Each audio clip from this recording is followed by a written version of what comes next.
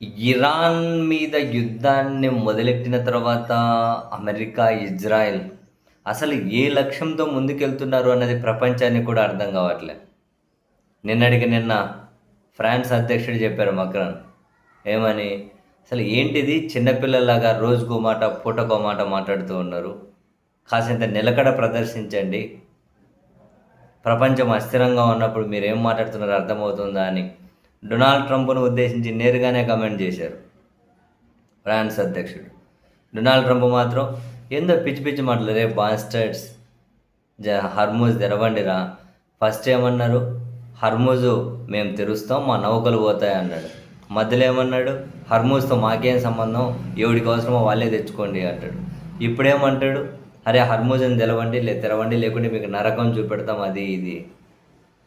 దానికి సోమవారం వరకు డెడ్ లైన్ పెట్టారు. అంటే అమెరికా వాళ్ళ టైమింగ్స్ 7వ తేదీ వరకు దానికి టైమింగ్ పెట్టారు.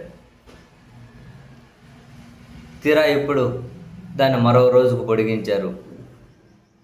పొడిగించి 8వ తేదీ వరకు టైం ఇస్తున్నా, తెరవండి అంటున్నారు ట్రంప్.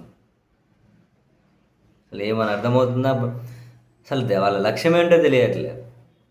సరే, ఇరాన్ కూడా కౌంటర్ ఇచ్చింది. హర్మూజ్ తెరవడం కాదు, మీకు నరకానికి గేట్లు తెరుస్తాం అని చెబుతూ, సరే నువ్వు చెప్పినట్లు హర్మూజ్ తెరుస్తాం, అయితే ఒక కండిషన్ మీద అని.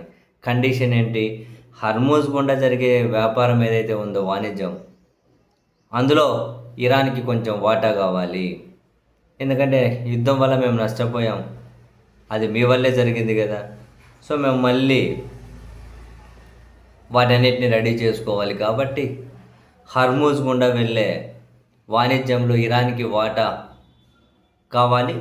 ఆ మేరకు ముందుకు రండి, ఎవరు వస్తారో అప్పుడు మేము హర్మూజ్ తెరుస్తాము అన్నారు.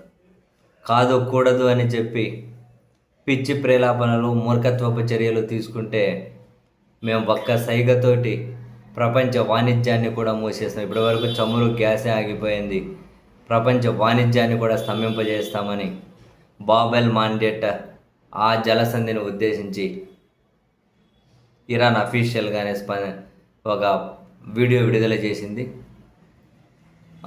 ఇరాన్ ప్రభుత్వ టీవీ ఛానల్లో దాన్ని ప్రసారం చేశారు. హర్మూజే కాదు, బాబెల్ మాండేట్ జలసంధి ఉంది కదా, దాన్ని కానీ మూసేస్తాము అని. సో బేసిక్గా ట్రంప్కి దిక్కు తెలియడం లేదు, అందుకే తిడుతున్నాడు, బూతులు తిడుతున్నాడు. ఇరాన్ను తెరవండి అంటున్నాడు. ఫస్ట్ 5 రోజుల టైం అన్నాడు, తర్వాత 10 రోజుల టైం అన్నాడు, తర్వాత 48 గంటల టైం అన్నాడు, ఈసారి ఇంకో 24 గంటల టైం ఇస్తా అన్నాడు. ఈయన ఏం చేసినా పశ్చిమాసియా బగ్గు అయిపోతుంది.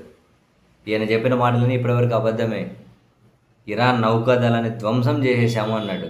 మరి ఇరాన్ నౌకాదళాన్ని ధ్వంసం చేస్తే మరి హర్మూజ్లో నౌకలు రావడానికి ఇబ్బంది ఏముంది? ఇప్పటికాడ మొత్తం బ్లాక్ అయిపోయింది కదా. ట్రంప్ చెప్పాడు కదా నౌకాదళం మొత్తం ధ్వంసం చేశామని. అదే చెప్తే మరి ఇప్పటి వరకు నౌకలు ఇంకా ఎందుకు రావట్లే? ఇరాన్ ఇట్లా వార్నింగ్లు, బూతులతో బెదిరించాల్సిన అవసరం ఏముంది? మొత్తం ఇరాన్ వైమానిక దళాన్ని ధ్వంసం చేసేసాం, వాళ్ళది ఏమీ లేదు అన్నాడు. వాళ్ళ ఒక ఫైటర్ చిక్కుకుంటే ఇరాన్ భూభాగంలో ఆయన కాపాడడం కోసం వందల యుద్ధ విమానాలు, రవాణా విమానాలు పంపించి చివరికి అందులో కూడా ఒక యుద్ధ విమానాన్ని, 2 ఫైటర్ జెట్లను ఇరాన్ కూల్చేసింది. ఆ వీడియోలు అమెరికా మీడియానే ప్రసారం చేస్తుంది. 5 మంది చనిపోయారు. ఒకరిని కాపాడేకి పోయిన దాంట్లో ఒకరిని కాపాడేకి పోయి 5 మంది చనిపోయారు. యుద్ధ విమానం కూలిపోయింది, ఫైటర్ జెట్లు కూలిపోయాయి. మరి వాళ్ళ వైమానిక దళం మొత్తం ధ్వంసమైపోయింటే వందల యుద్ధ విమానాలు ఎందుకు పంపించారు? మళ్ళీ మీ వాళ్ళు 5 మంది ఎందుకు చచ్చిపోయారు? ఎందుకు అంత కూలిపోయాయి? ఏమైనా అర్థం ఉందా? ఒక అమెరికా అధ్యక్షుడు అయ్యుకొని ఇంత చిల్లర చేష్టలు ఏంటండి బాబు, సీరియస్లీ హెట్.